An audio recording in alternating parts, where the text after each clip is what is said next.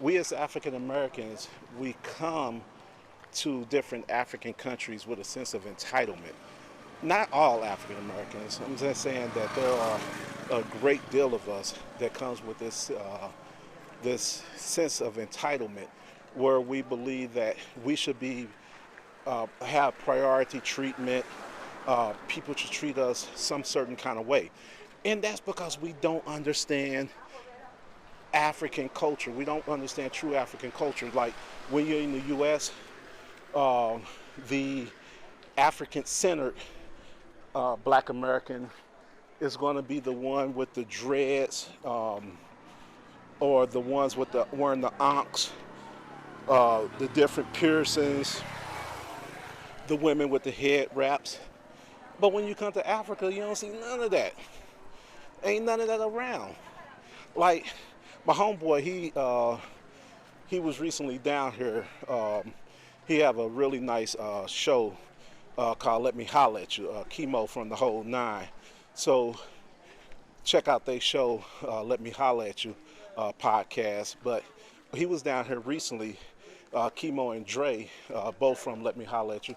So when they was down here, I asked him. I say, "So yo, how many cats did you see with dreadlocks?"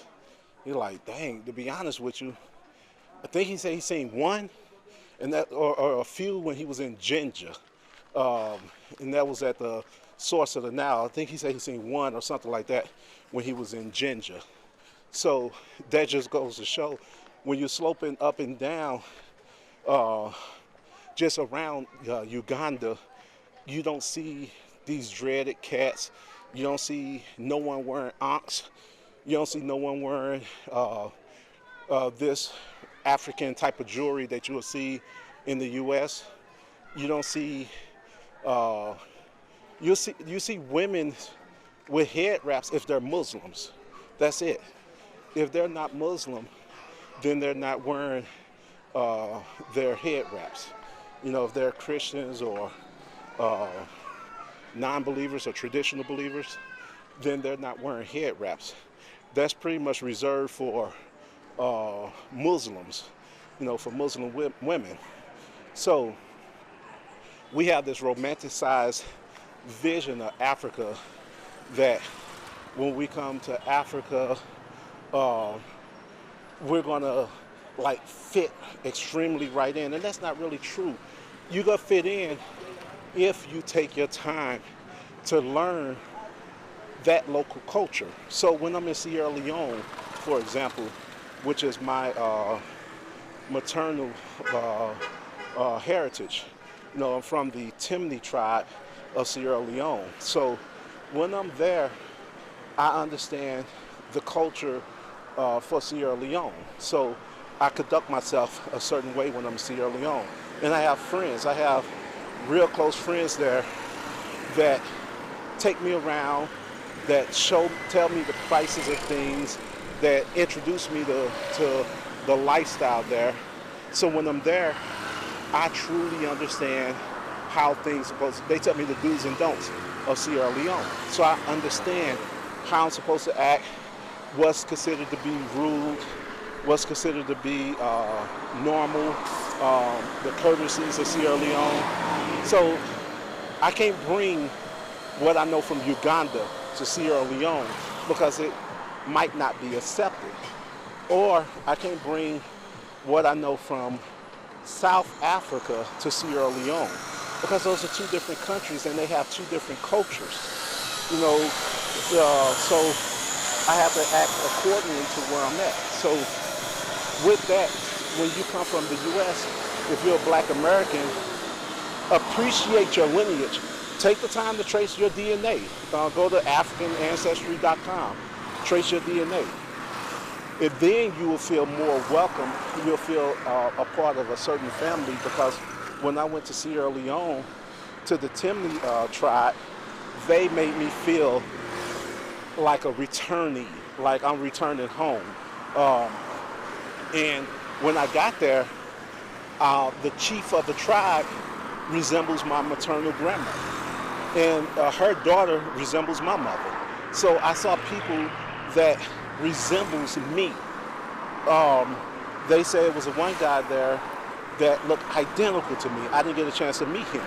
But my homeboy, Fode, it was this guy that's from Sierra Leone. He's Timney. Him and Fode look like identical twins. And they never knew each other till he made the voyage back home to Sierra Leone. So, when Fode is in Sierra Leone or any of our other tribe members are in Sierra Leone, they feel at home because we are welcome there. So they do a welcoming ceremony for us and everything. So, but we don't go feeling entitled. We don't go feeling that they owe that to us. But when we do go, they actually just roll out the red carpet to us. Now, when I'm in Uganda, it ain't the same because I'm not of the Buganda kingdom. I'm not of I'm not a Matoro. I'm not of the different tribes here. Now, my family here, they roll out the red carpet to me. You know, my friends, they treat me really well, but no one else owe me anything here in Uganda. They don't owe me anything just because I'm from America, because I'm part of the slave trade. I'm a result of the transatlantic slave trade. They don't owe me nothing here because we weren't even taken from East Africa. East Africa had their own slave trade, which was the Arabic slave trade. We was taken to western borders of Africa. So when I go there, when I go to Sierra Leone, I do get a very good red carpet treatment. But don't expect that every place you go. When I'm in Rwanda, nobody there owe you nothing. And they don't just, because you're from America, they don't be like, oh, you're a black American, this, that, and the other. They don't even care. They are into what's going on in their own country, what's going on in their own lives. So we have to end that feeling of entitlement. We're not entitled. Like I say, if you want to have some type of entitlement, trace your DNA, make contacts with your heritage, go visit them, and then you will have that more entitlement feeling, I guess. But other than that, we can't come here thinking that because we're black Americans, they should charge us lower, they should give us free land. Come on now. Even the locals don't get free land. So because you come from America, you should get free land? That don't even make sense. That don't even make bad sense. So don't come to an African country feeling that just because I'm from the U.S., just because I'm from America, just because my ancestors was enslaved. We can't have that type of mentality. We come to Africa and we understand and appreciate the opportunities in Africa, and we build off of it. So